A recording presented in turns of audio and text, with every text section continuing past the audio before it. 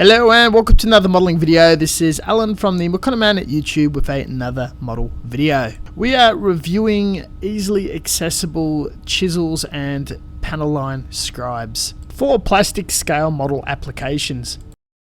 Starting with the popular flat chisels, you see these plastic cases with an aluminium handle and multiple steel pieces with an Allen key across AliExpress, eBay and Amazon, retailing for anywhere between $11 to $30. By far, it's not the most attractive looking product, very convenient with its case. It's simple as adding the piece into the handle and tightening with the screw. The steel pieces have spot rust.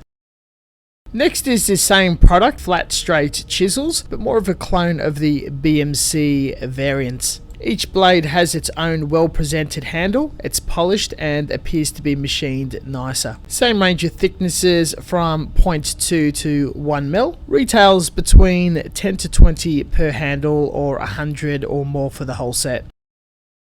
Next is a round tip manufactured in Japan, aluminium body with a tungsten tip by Wave Corporation, normally associated in being a very high quality tool manufacturer. The metal thumb grip is removable by a thread and can be used to protect the tip during storage.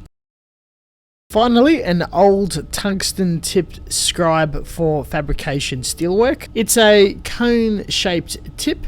This particular model is well over 50 years old, though the pattern is still manufactured and sold to this day. I've seen them retail from anywhere between $15 to $50.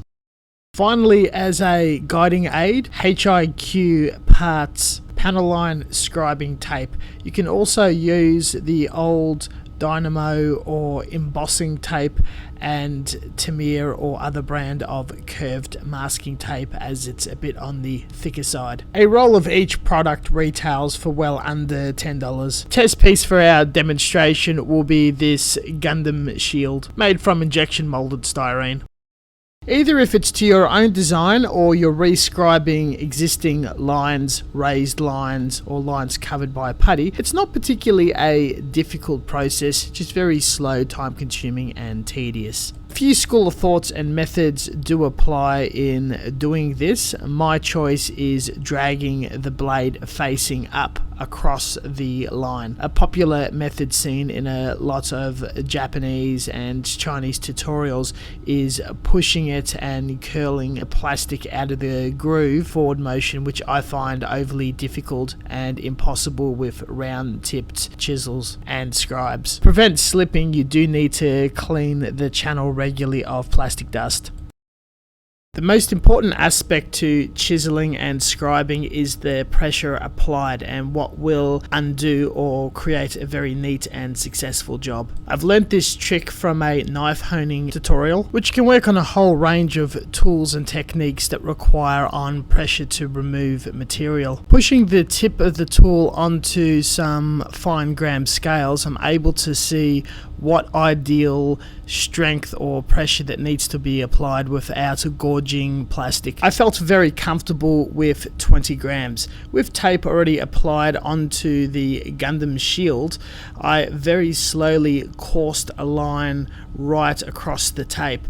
I've dragged the tool so light that it barely makes a scratch. This removal of material is so fine it barely made a dent. This repeated multiple times will eventually develop a channel, and doing it very slowly assures that the design that I have in mind from one length of the tape to the other is neat, coherent, and will abide by a standard and design that I had in mind or envisioned.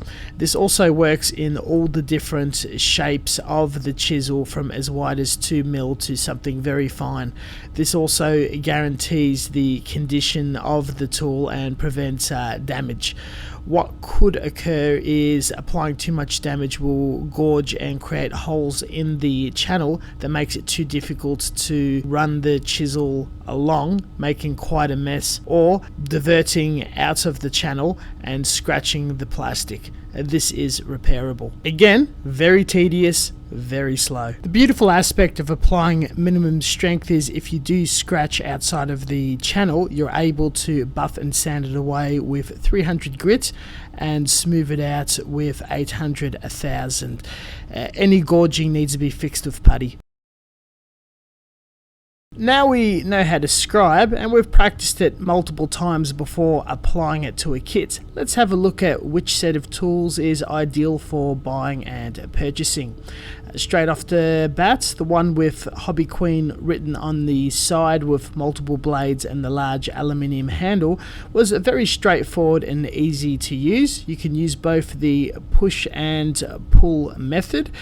The blade was very sharp enough to actually carve straight into the plastic and do the coursing without issue whatsoever. I would probably recommend giving it a bit of oil to prevent further rusting or damage. It is on the rustic side, though it does the job for the price and fairly affordable for anyone to get into. The higher end chisels performed exactly the same and was very easy to use and handle. The grip was also comfortable, but I've got a slight preference for the thicker one. The rubber does make it less slip.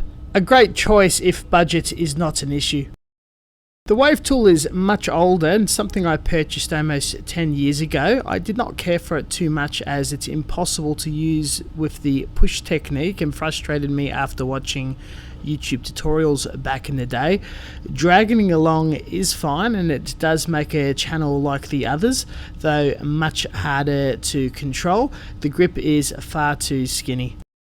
The tungsten scribe is a different type of tool. There's a similar one by Trumpeter Wave where it's a triangle tool with a hook. It's really good for reopening existing panels, deepening them, or fixing anything that's had a putty applied. Thickness is difficult to control as the more passes you do, the wider it goes. I did a panel line pin wash with some Tamiya accent colour. With the tape, you can see everything is straight and fairly neat. On the right, with the horizontal cuts, is the two flat end chisels, which came out very nicely, crisp and deep. The two are slightly different widths, which is nice to have a choice in your design or layout in how thick the channel is going to be. To the left, the vertical panels are a bit more of a mess. On the right with the wave, it's not as crisp and deep. It doesn't really look like it's a mimic of existing panels that you would see on a kit, or at least with this shield. The panel line scribe also doesn't really work in establishing panels, though I do like them to retrace Bandai panels to make them much deeper for easier flow of panel line wash. Still worth having in your toolkit. My favourite out of the lot is the aluminium handle Hobby Queen, and I'm going to test it out on stimulated Gundam part, which is more curved, a styrene plastic spoon.